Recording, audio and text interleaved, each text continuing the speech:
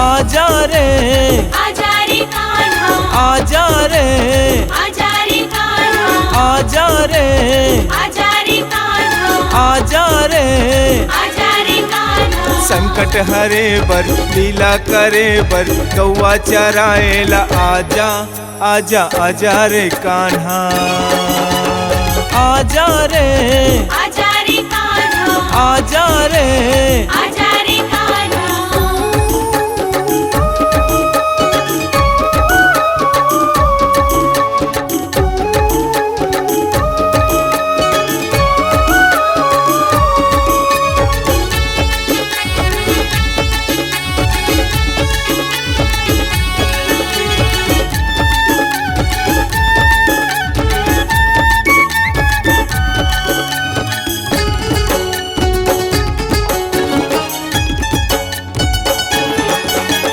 देवकी दाई के कोरा हरियाए बर ताई यशोदा के नंदलाल कहाए बर देवकी दाई के कोरा हरियाए बर ताई यशोदा के नंदलाल कहाए बर।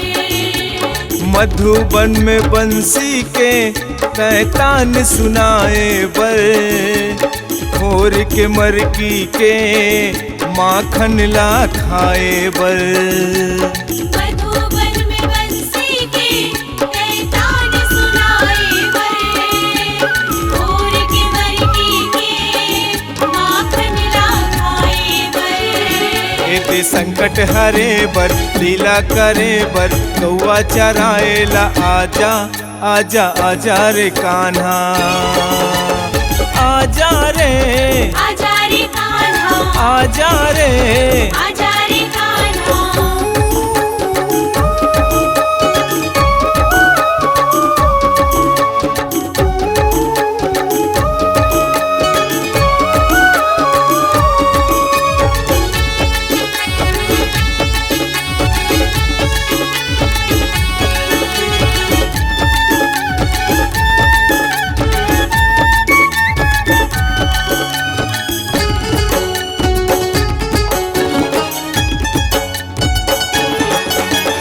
बहिनी द्रौपदी के तैलाज बचाए बर अर्जुन ला गीता के तय पाठ पढ़ाए बर बहिनी द्रौपदी के तैलाज बचाए बर अर्जुन ला गीता के तय पाठ पढ़ाए बर।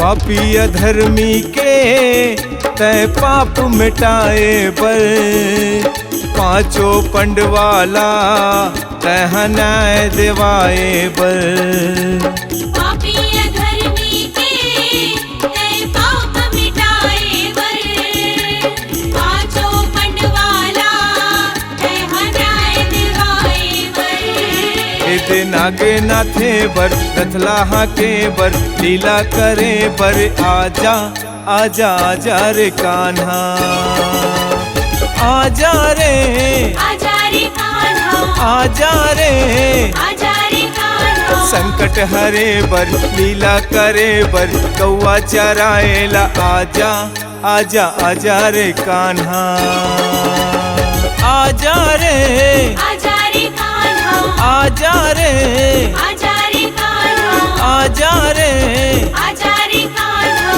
आजा